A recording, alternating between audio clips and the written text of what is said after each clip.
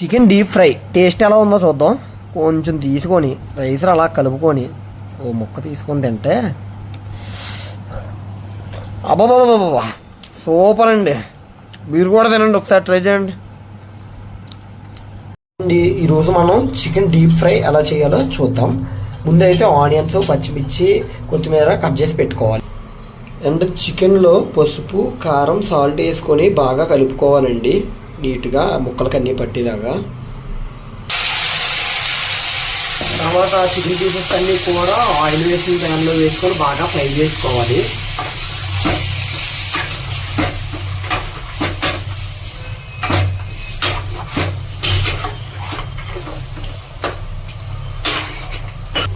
ఎంతైనా ఇవన్నీ బ్యాచిలర్ రూమ్లోకి చేస్తున్నాం కదండి, కొంచెం కొత్తగానే ఉంటాయి కాబట్టి ఒకసారి మీరు కూడా ట్రై చేయండి. టేస్ట్ అయితే మాత్రం బాగుంటాయి. మా ఊడి పెద్ద చెఫే ఇది అనుకుంటాం. కానీ ఇది ఒక 60% 5 వరకు మాత్రమే అంటే ఉంచుకోండి, తర్వాత తీసేయండి. 60% మాత్రమే, 60 to 50% మాత్రమే చేసుకోండి.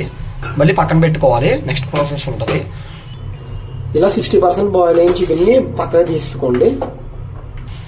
ఆ చికెన్ తీసిన అందులోనే మళ్ళీ ఆనియన్స్ వేసుకోండి. మా ఊడిని పక్కన అంటున్నాడంటే మనకు వంట రాదు కదా. పక్కకు తీసిన చికెన్ చూసారా ఎలా పొగలు వచ్చేస్తుందో, నాకు ఇప్పుడే తినేయాలనిపిస్తుంది దీన్ని. ఆ ఉల్లిపాయలు బ్రౌన్ కలర్లోకి వచ్చినాయండి. కొంచెం అల్లం వెల్లుల్లి పేస్ట్ వేసేయండి. బ్రౌన్ కలర్లోకి వచ్చాక పచ్చిమిరపకాయలు, నెక్స్ట్ మనం పక్కన పెట్టుకున్న చికెన్ కూడా వేసుకోండి. మరి కొద్దిసేపట్లో రెడీ అయిపోతుంది మన చికెన్ ఫ్రై. రెడీ. నెక్స్ట్ 2 స్పూన్లు కారం, 2 స్పూన్లు ఉప్పు వేసుకోండి. కలర్ చూసారా మంచి భలే వచ్చింది. నేను ఇవన్నీ చెప్తుంటే మా వాడు అన్నాడు వాగడం వచ్చేది పని రాదు అంటున్నాడు. కానీ మన రాదు కదా, మరి మనం ఏం చేస్తాం. నెక్స్ట్ గరం మసాలా, చికెన్ మసాలా, అంటే ఫస్ట్ వేసింది గరం మసాలా కాదు, అది ధనియాల పొడి అంట. నీట్గా పైన కొత్తిమీర జింపేసుకోండి. తినేడు. టేస్ట్ అయితే మాత్రం చాలా బాగుందండి. అసలు పీస్ చూసారా ఎంత మెత్తగా ఉందో. మా ఊడు నిజంగానే పెద్ద చెఫ్.